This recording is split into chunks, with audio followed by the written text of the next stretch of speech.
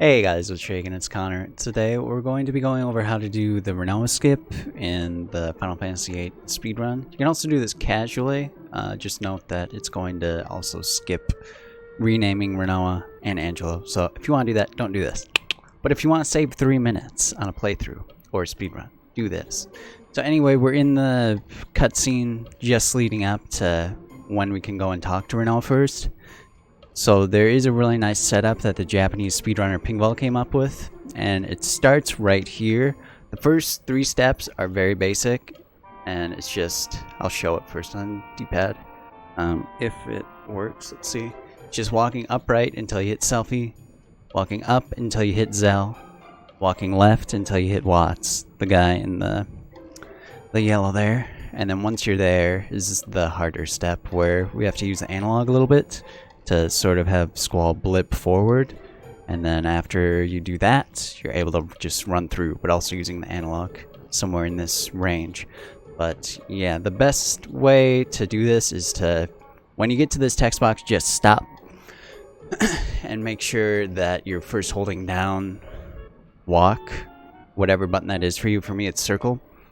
And then step 2, be holding upright. It just makes it so you're already set up to do the first bit of movement correctly, and then all you have to do to start it is, well, press confirm. And then once you get here, this is the first part. So once you know that you've stopped, you ran into selfie after holding up plus right, then you can walk up to Zell, and again, once you stop, you know you're in the second spot correctly, and then third, you just walk left. Again, the first 3 steps are dead simple.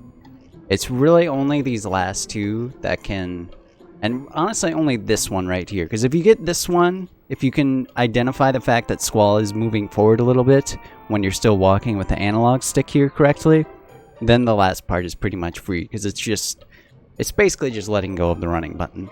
But pay close attention to the analog, and also close attention to what Squall is doing, because it's the visual cue of Squall moving that you just need to internalize more than anything else. This is the spot where also if you get off, your setup is probably screwed, and you should just go and rename Rinoa. Another thing, I guess I didn't mention, I'll maybe put in the title or something, but you can only do this specifically on the PlayStation 1 version. If you're doing it on the original Steam port, original PC version, or the remastered, it's not going to work. You need to have analog. At least up until this point, no one has been able to do this, and the skip has been around for, I believe, more than 10 years now. So, with that all said, we're still holding down walk. That's the first most important thing, because if you try and run with analog here, it's not going to work. The setup is not going to work. But yeah, all we're going to try and do is get Squall to blip forward, and I think that was it right there. You saw he like sort of clipped forward. It wasn't so much that he moved forward, it's just like a sudden jerk.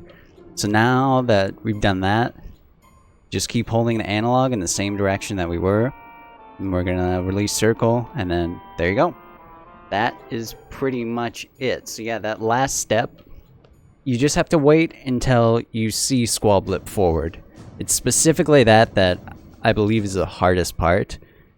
And then the other thing that is probably hard is knowing the radius sort of how far right and how far left you can go when you're in that 4th step. So when you're first using the analog.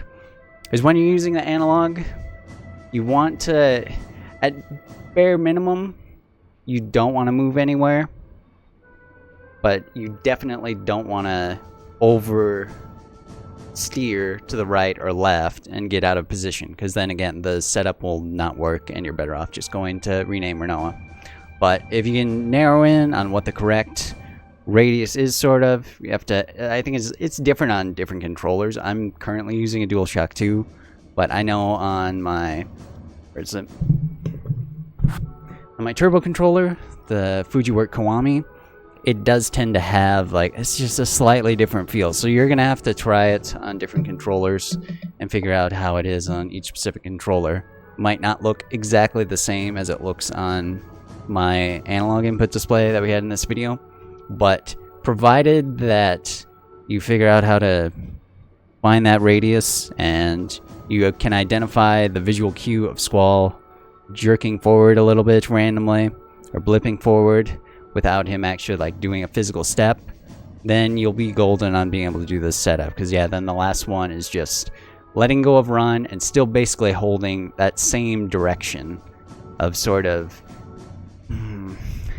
it's not quite directly west, it's a little bit northwest, but then it's definitely not directly north for like the range that you can go in between, like somewhere in this range. I'm trying to look at the camera and see if this makes sense or not.